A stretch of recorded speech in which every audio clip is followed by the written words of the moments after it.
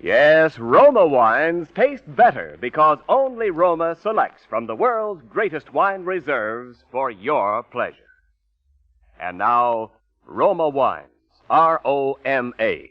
Roma Wines present Suspense.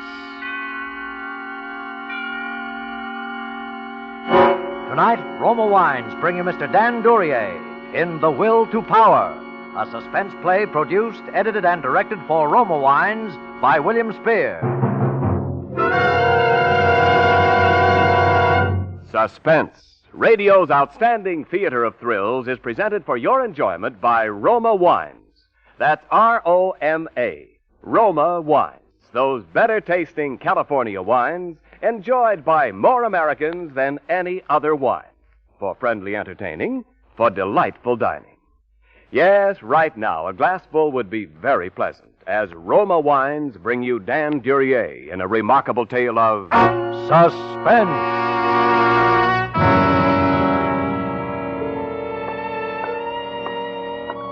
I walked over to the safe and began to dial the numbers. Before I snapped it open, I turned round to look at him. He was leaning back in the easy chair at the end of the room. His greasy face was covered with a shrewd smile, and he poured a revolver in his right hand. Come on, get it open. The gun looked like a model they stopped making in 1900, a .22 with a 2-inch barrel. There were about 40 feet between the safe and where he was sitting. Unless that guy was an Annie Oakley, he couldn't hit the broadside of a barn from that position. And with that gun... All right, quit stalling. Open it. I snapped open the little safe, and there it was. I could see Special Super 38 Automatic stamped on the blued surface of the slide.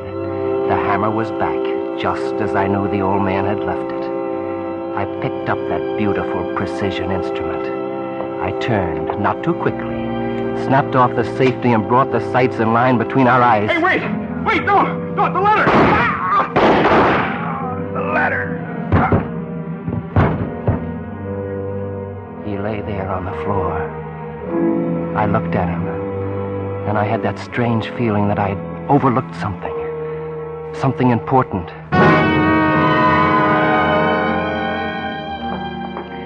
I walked over to where he was lying. He'd pitched forward, landing in a disjointed heap. The letter. What had he yelled about a letter? It meant nothing to me. A letter? Had I slipped up somewhere? No, it was impossible. I must have stood there over his body for 10 minutes, for the blood was soaking its way across the carpet. I tried to think of how I stood now, of what I had to do next, but my mind wouldn't let me. It kept slipping back to 3 months ago. 3 months ago. 3 months ago.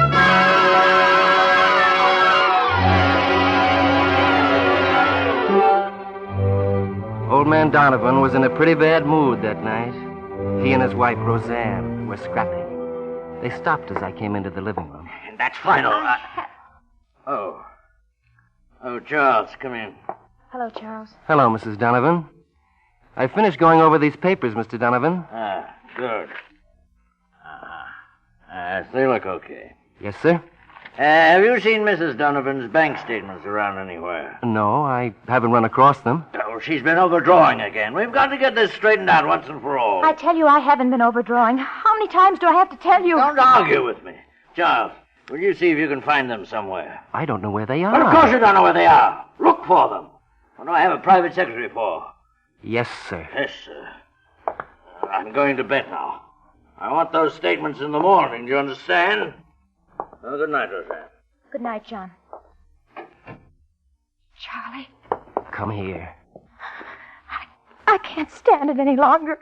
I can't live in the same house with him and see you around every day. Now, is that a nice way to talk about your ever-loving husband? I tell you, I just can't stand it anymore. Yeah, this is no good. He's going to talk down to me once too often. I've got to get out of here before that happens. That's what I've been telling you. Charlie, let's run away. Take a plane to South America tomorrow.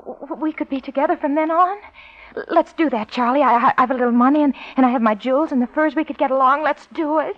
Let's call for tickets now. Run away? Look, Charlie, isn't our happiness together the most important thing? Let's just leave him. We could go to Mexico. He loves his bank books and bank statements and stocks and bonds more than me anyway. Can't we do it that way? Can't we? No, baby. We can't. Well, what are we going to do? I can't go on with him. What can we do? Charlie. Yeah, baby. That's it. You're reading my mind. Oh, Charlie, that's... That's the only way. Is that what you want to say? I don't know. I don't know. But I know, baby. You haven't got a thing to worry about. You look beautiful in black.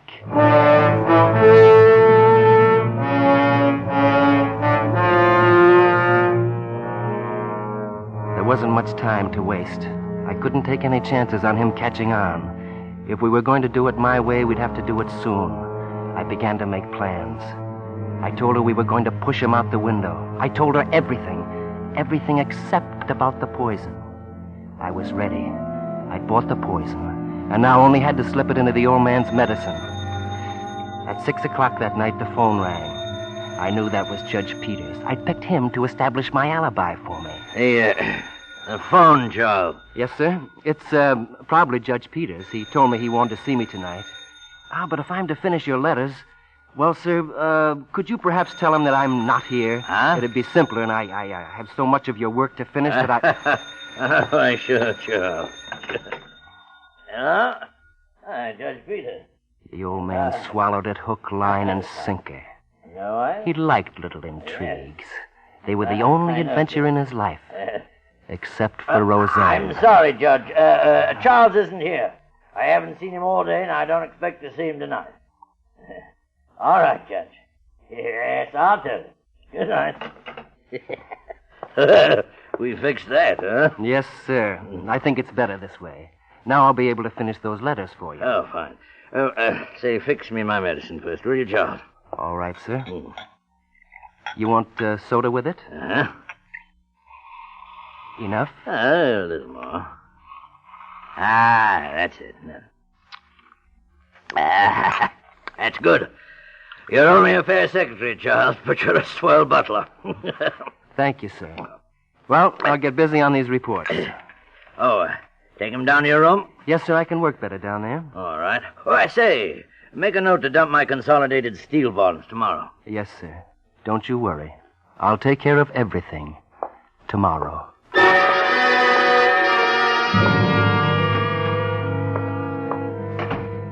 As I walked out the door, I saw him take a sip out of his glass. The next couple of hours, I'd have a lot of work to do. I walked down the stairs instead of taking the elevator.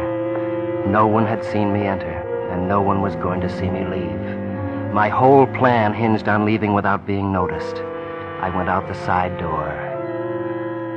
She was waiting for me outside just as we'd arranged. It was exactly 15 minutes after 6. So far, my timing was perfect. I took her through the hotel lobby, over to the elevator. Will you be all right? I'll be all right. Oh, boy. Yeah? Will you see that Mrs. Donovan gets off at her floor all right? She's not feeling too well. Yes, sir. Thanks. Oh, say, do you happen to have the time? My watch must have stopped. Let's see. It's 20 after 6. Thanks. Thanks a lot. I'll be up in about an hour, Mrs. Donovan. Going up.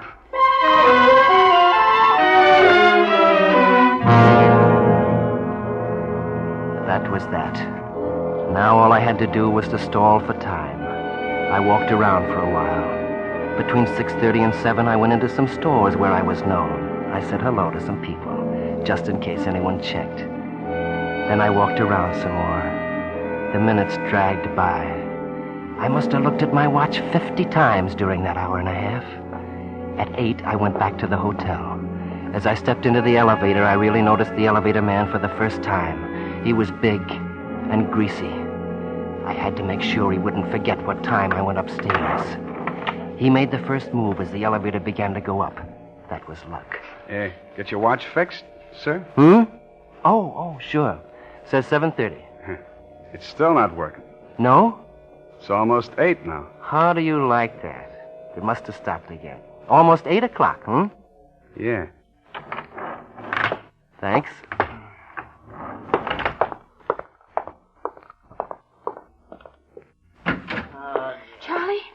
Charlie, where have you been? There's something wrong with John. He keeps moaning and holding his stomach. He wants me to call a doctor. Stall him for a minute. What can be wrong with him? Search me, baby. Charles, I'm so glad you came. Help me to my bed, Charles. Call a doctor for me, will you? Relax, old man. I'll get him in a minute. Are you going to do it now? Do you think we better do it now, Charlie? Charles, for the love of heaven, get a doctor. Don't just let me die here. Roseanne, please get a doctor. Charlie, I can't. I'm so sick. I'm going to lose my nerve. Help me get him over to the window. No, Charles, what are you going to do? No, Charles. No. That's it, Roseanne. Up on the sill. Charles, no. Now, push. Push.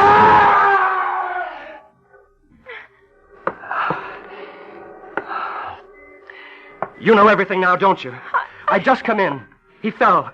We were on the other side of the room. There was nothing wrong with him before the accident. Get it? Get it? Yes.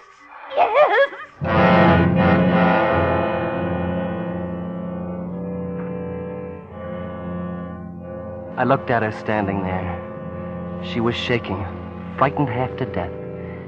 And yet her face had a reddish glow, like something warm and mellow. The kind of stuff you feel in your dreams. At that moment, I wouldn't have traded her in for anything. Anything less than $1 million.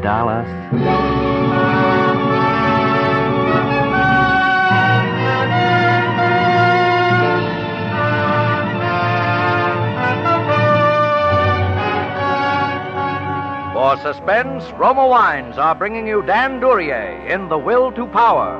Roma Wines' presentation tonight in radio's outstanding theater of thrills, Suspense.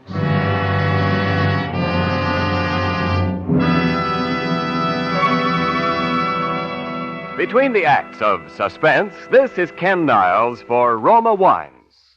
A friend, famed for her enjoyable little dinners, recently told me her secret of gracious hospitality.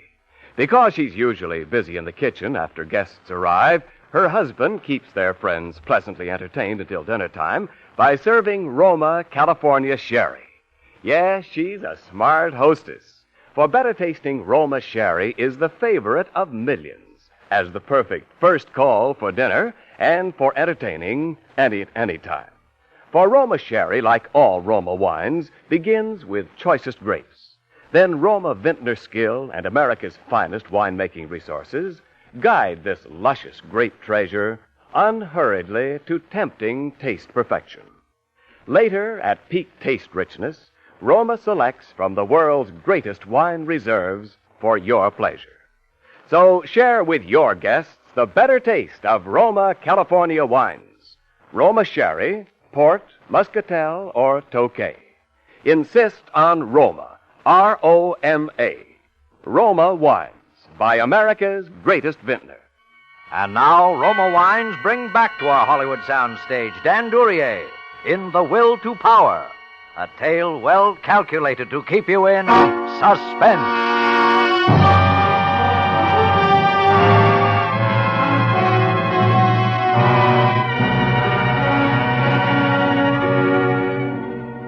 At the inquest, there was some talk of an autopsy, but the old man's prestige and a crew of lawyers preserved the body in a state of unmarred dignity at the request of the grief-stricken widow. That's just the way they put it, too. The day after the funeral, we were married, quietly, no publicity. Well, there I was. I had all the old man's dough, and I had her. I don't know what it was that made me go on. Maybe it was the reading of the will that made me go through with my original plans. $1 million? Well, now we know better. In one safety deposit box alone, there was over $400,000 in cash. And then there were the estates. Compared to that kind of money and what it meant to me, she was just another dame.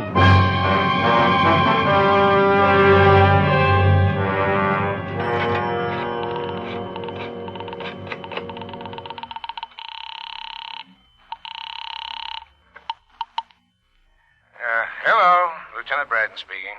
James Donovan was poisoned and then pushed out the window.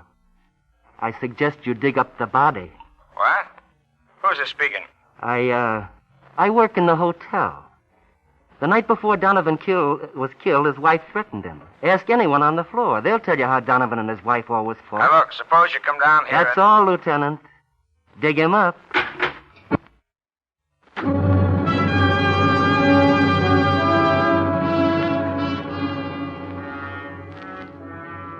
The second part was in the works, and now all I had to do was to sit back and wait. I was on my way to being the sole owner of the Donovan millions, standing alone on top of a mountain, with everyone looking up at me. Everyone looking up at me.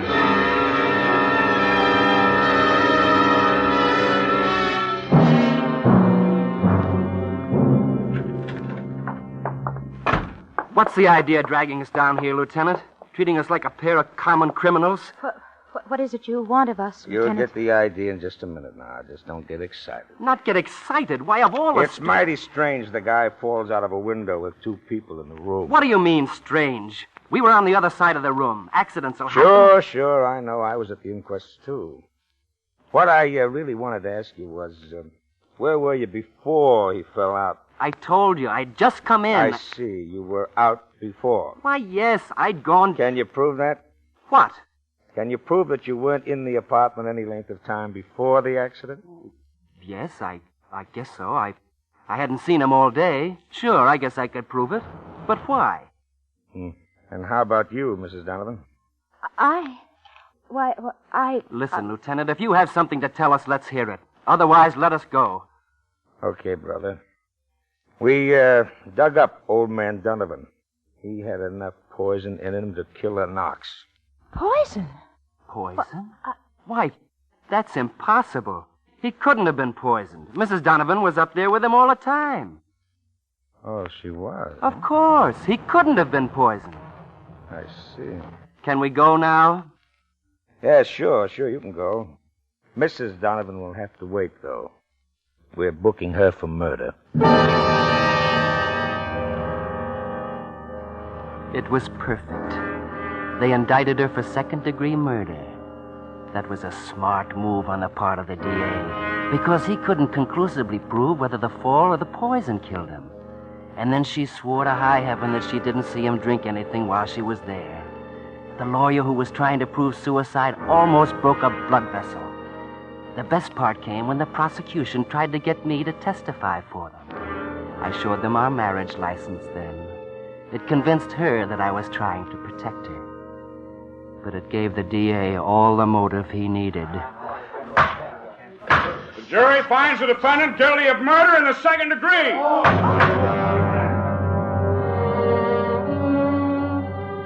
There was only one more step left. I had to face her in her cell.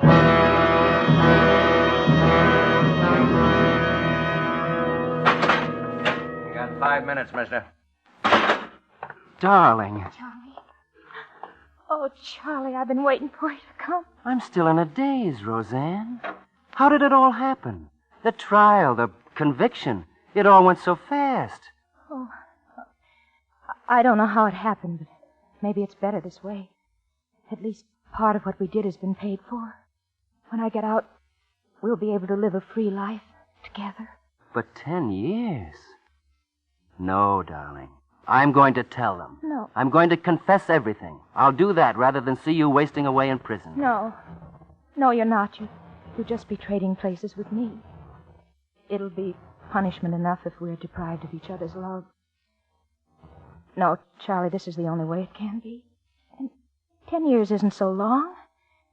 And I know you'll always be mine, no matter where I am. Yes, darling. No matter where you are, I'll always be yours.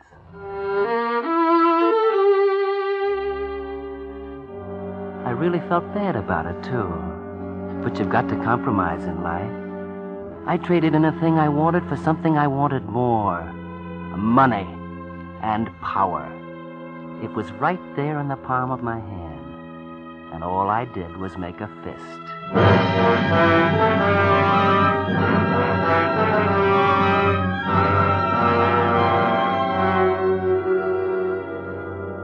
headed up to one of the old man's hideouts in the White Mountains then to let things cool off. There I wanted to plan all the things I'd do during the coming weeks. It would have been a great time, except for that phone call. Yes? Hello, Mr. Ross. I was reading about Mrs. Donovan's trial, Mr. Ross. Who is this? The old man was really poisoned, huh?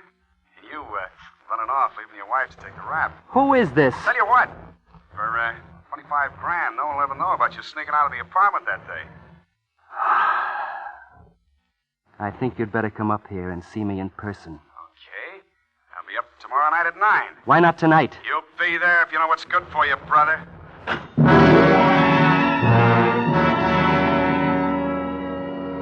Blackmail.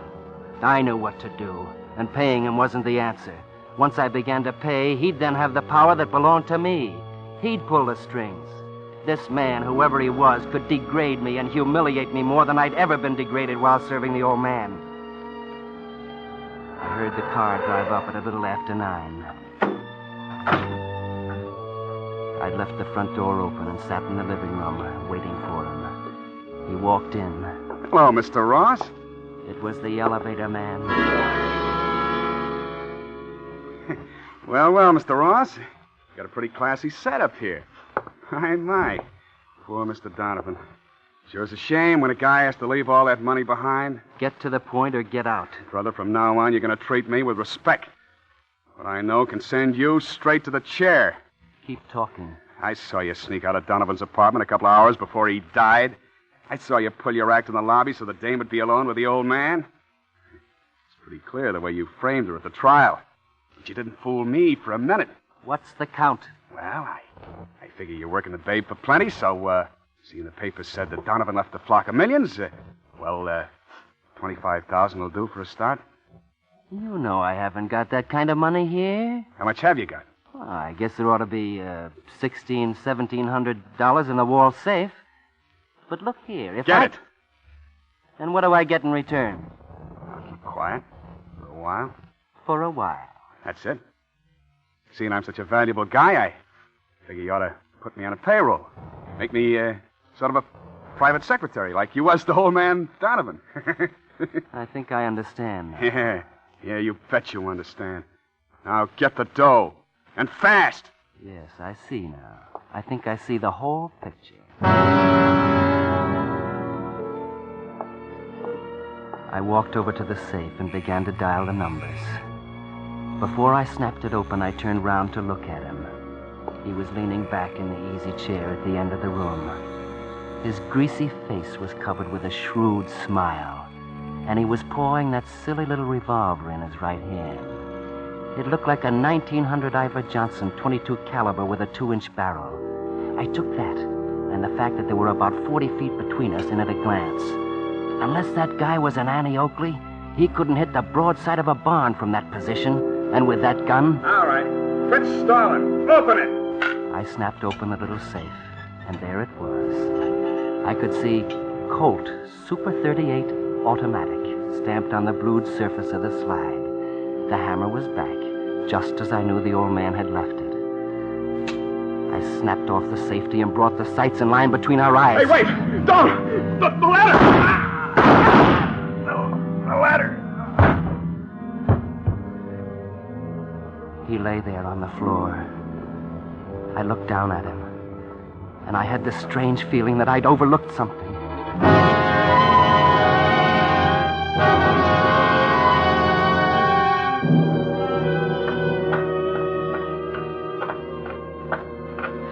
I'd hidden his car in the garage and gotten rid of the body. In the cellar under 2 feet of dirt. Maybe I should have left him alone. I could have pleaded self-defense. But no. After Donovan, another trial might not have turned out so well. Now I had to get away. I was really in the clear. Nobody'd ever look under those boards in the cellar. Nobody'd ever dare to snoop around Donovan's place. My place. Not unless they suspect something. And why should anyone suspect anything? Not in my house. My house. In a minute, I'd be off this dirt road and on the highway to New York. Yes, that's it. Back to New York. Then out of the country.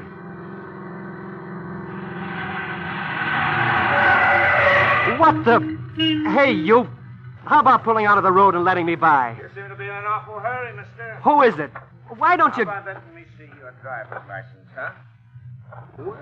Well, if it isn't Mr. Ross. Why, Lieutenant Braddon, what's the trouble? Oh, no trouble at all. As a matter of fact, I just came up here to talk to you. Sort of a social call. Well, right now I'm going to New York. I mean, I can't. You see, Lieutenant... You know, Mr. Ross, I never had a chance to talk to you after the trial. I got a little theory about Donovan's death. Oh, it's too late to do anything about it now, of course, but I thought it might be nice if we could sort of discuss it. Sure. Anytime except now. I'm in a great hurry. So I thought I'd kill two birds with one stone. What? Well, some crank sent me a letter, see, saying he was coming up here to see you. It seems he thought that you might kill him. A letter? Yeah, it probably didn't mean a thing, but, well, you're a rich man now, Mr. Ross. You'll just have to get used to being a target for cranks. A letter. That's what he meant. The letter. What's the matter, Mr. Ross? You don't look so good. Say, there's nothing to be afraid of. I tell you what. Your house ain't far from here. Let's you and me take a little stroll up there and see if that crank has arrived, huh? It'll make you feel better. Oh, I'm all right. Just let me go. No. I insist. It'll set your mind at ease. Okay? Come on, let's go.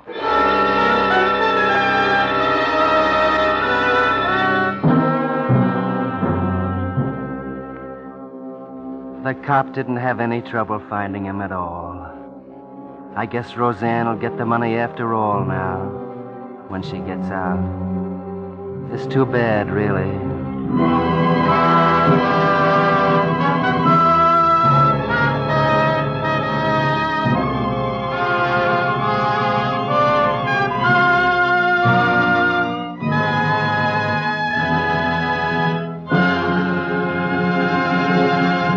Suspense. Presented by Roma Wines, R-O-M-A, Roma, America's favorite wines. This is Ken Niles returning to our Suspense microphone with the star of tonight's play, Dan Duryea.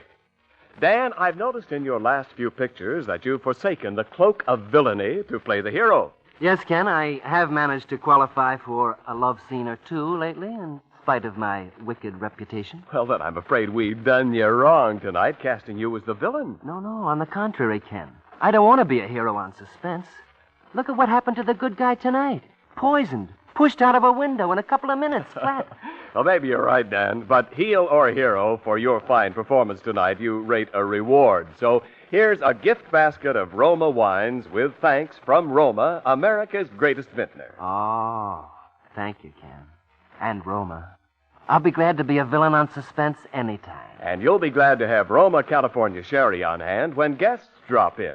Just serve the Roma Sherry in your gift basket and watch the smiles of enjoyment appear at the first sip of this better-tasting Roma wine. Remember, too, Roma Sherry is the perfect first call for dinner.